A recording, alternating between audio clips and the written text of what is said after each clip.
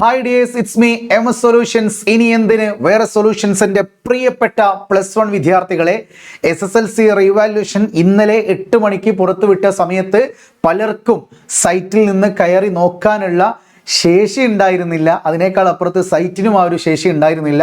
ഇപ്പോൾ ഏകദേശം site ready ആയിട്ടുണ്ട്. എങ്കിലും ചില ആൾക്കാർക്ക് ഫോണിലൊക്കെ ചെക്ക് ചെയ്യുമ്പോൾ കിട്ടുന്നില്ല.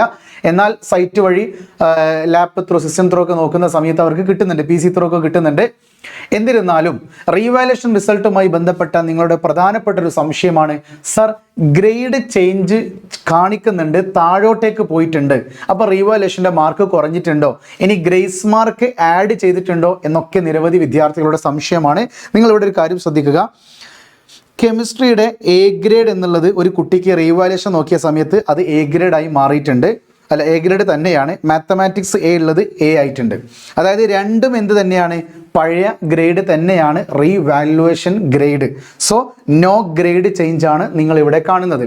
സോ ഈ കുട്ടിക്ക് 800 രൂപ തിരിച്ചു കിട്ടൂല എന്നൊരർത്ഥം മാത്രമല്ല അവിടെ ഉള്ളത്.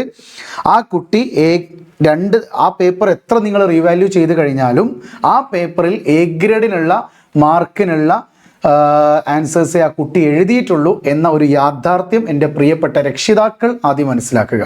ഓക്കെ, രണ്ടാമത്തെ ഒരു റിസൾട്ട് ഞാനിവിടെ കാണിക്കാം. A ഗ്രേഡ് ആയിരുന്നു പഴയ ഗ്രേഡ് ഉണ്ടായിരുന്നത്, എന്നാൽ അതിപ്പോൾ B+ എന്ന് പറയുന്ന ഒരു ഗ്രേഡിലേക്ക് ചേഞ്ച് ചെയ്യപ്പെട്ടു. അവിടെയും നോ ഗ്രേഡ് ചേഞ്ച് ആണ്. അപ്പോൾ ഈ പാരൻറ്റ് എന്നെ കോൺടാക്ട് ചെയ്തിരുന്നു, സാർ റീവാലുവേഷനിൽ ഗ്രേഡ് ചേഞ്ച് ആയിട്ടുണ്ട്, എന്താണ് ചെയ്യാമെന്ന്. കൃത്യമായിട്ട് അവിടെ നോട്ട് കാണിച്ചിട്ടുണ്ട്. കാര്യം കുട്ടികൾക്കും രക്ഷിതാക്കൾക്കും മനസ്സിലാവാൻ വേണ്ടിയിട്ടാണ്. Higher grade will be reflected in the result.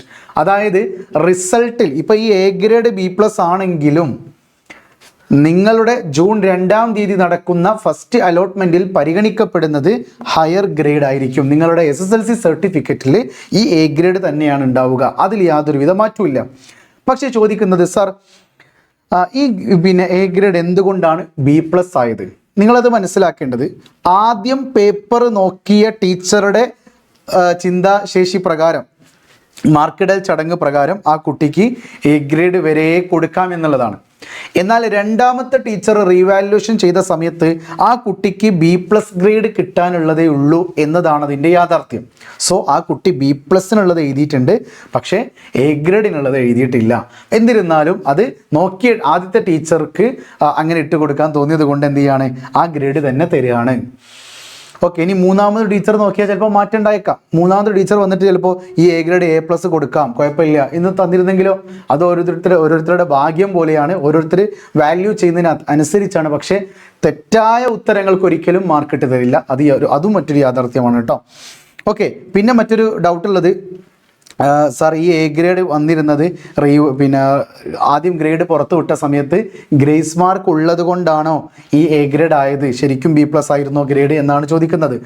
നിങ്ങൾക്ക് ആ സബ്ജക്റ്റിൽ ഇത്ര മാർക്ക് ഗ്രേസ് മാർക്ക് തന്നിട്ടുണ്ടെങ്കിൽ അത് അവിടെ വെക്കും. ഓക്കെ, ബാക്കിയുള്ള മാർക്ക് എന്ന് പറയുന്നത് റീവാല്യൂ ചെയ്ത് കഴിഞ്ഞപ്പോൾ ബാക്കി ഉണ്ടായിരുന്ന മാർക്കും ഈ മാർക്കും കൂടി ആഡ് ചെയ്തിട്ടാണ് റീവാലുവേഷൻ റിസൾട്ട് വന്നത്. ഓക്കെ, അതായത് ആദ്യം ആ കുട്ടിക്ക് പേപ്പർ നോക്കിയ സമയത്ത് ഫോർ എക്സാമ്പിൾ 31 മാർക്കായിരുന്നു ഉണ്ടായിരുന്നത്. ഓക്കെ, പക്ഷേ ആ ടീച്ചർ എന്ത് ചെയ്യാണ്, ആ ടീച്ചർ കൂട്ടിയ സമയത്ത് ഫോർ എക്സാമ്പിൾ 31 പറയുന്നില്ല, ഈ കുട്ടിക്ക് ഇപ്പോൾ ഒരു 28 മാർക്കുണ്ട് എന്ന് കൂട്ടിക്കോ. 28 മാർക്കാണ് ഈ കുട്ടി എഴുതി ഉണ്ടാക്കിയത്. പക്ഷേ ഗ്രേസ് മാർക്ക് കൂടി ആഡ് ചെയ്തപ്പോൾ ഇവിടെ എത്തി 31 മാർക്കിലേക്കാണ് ആ സബ്ജക്റ്റ് എത്തിയതെങ്കിൽ 32ലേക്ക് എത്തിച്ചു. അതായത് 28 എന്നുള്ളത് 4 മാർക്ക് ആഡ് ചെയ്തിട്ട് 32ലേക്ക് എത്തിച്ചു. അപ്പോൾ ഗ്രേഡ് എന്താണ്, A ഗ്രേഡ് ആയിരുന്നു. അപ്പോൾ ആദ്യം ആ കുട്ടിക്ക് എത്ര മാർക്ക് ഉണ്ട്, 28 മാർക്കാണുള്ളത്. ആ കുട്ടിക്ക് 4 മാർക്ക് ഗ്രേസ് മാർക്കും കൊടുത്തിട്ടുണ്ടായിരുന്നു. എന്നാൽ രണ്ടാമത് റീവാല്യൂ ചെയ്തപ്പോൾ ഒരു ടീച്ചർക്ക് മനസ്സിലായി, ഇവൾക്ക് 28 മാർക്കിനുള്ളത് ഈ കുട്ടി എഴുതിയിട്ടില്ല. എത്ര മാർക്കിനുള്ളത് എഴുതിയിട്ടുള്ളൂ, ഒരു 25 മാർക്കേ ഉള്ളൂ. 3 മാർക്ക് എവിടെയോ തെറ്റിപ്പോയതാണ്, അല്ലെ 3 മാർക്ക് 2 തവണ കൂട്ടിപ്പോയിട്ടുണ്ട് എന്നൊക്കെ വിചാരിക്കുക. അപ്പോൾ എന്തായി, 25 മാർക്കായി, ഇപ്പോൾ കുറഞ്ഞു പോയി. പ്ലസ് നേരത്തെ ഉണ്ടായിരുന്ന ആ 4 മാർക്ക് ഗ്രേസ് മാർക്ക് ആഡ് ചെയ്തു.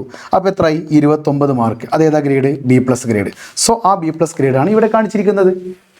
അപ്പോൾ നിങ്ങളുടെ പേപ്പറിൽ നേരത്തെ ഉണ്ടായിരുന്ന മാർക്കിലേക്ക് ഗ്രേസ് മാർക്ക് ആഡ് ചെയ്തപ്പോൾ ആ കുട്ടിക്ക് A grade മാർക്കിലെത്തി.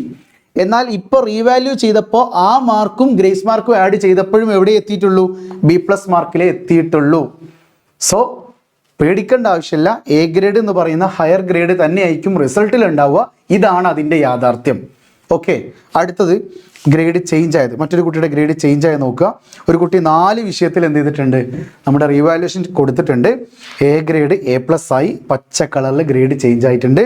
A grade A തന്നെ, B+ എന്നുള്ളത് എ ഗ്രേഡ് ആയിട്ടുണ്ട്, ഗ്രേഡ് ചേഞ്ച് ആയി. സോ 4 × 400, 4 4 16 അല്ലേ?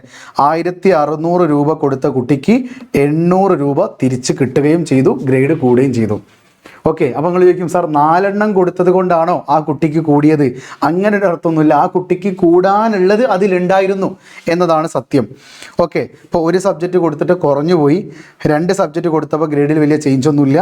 അപ്പോൾ അതൊക്കെ സബ്ജക്റ്റിൻ്റെ എണ്ണം നോക്കിയിട്ടല്ല, പേപ്പറിൽ. കാരണം ഞാൻ നേരത്തെ ഒരു കുട്ടിയുടെ നോക്കിയപ്പോൾ 9 A+ ഉള്ള ഒരു കുട്ടിയായിരുന്നു, എ ഗ്രേഡ് ഉള്ളത് A+ ആയിട്ടുണ്ട്. ആ കുട്ടി എത്ര സബ്ജക്റ്റേ കൊടുത്തിട്ടുള്ളൂ?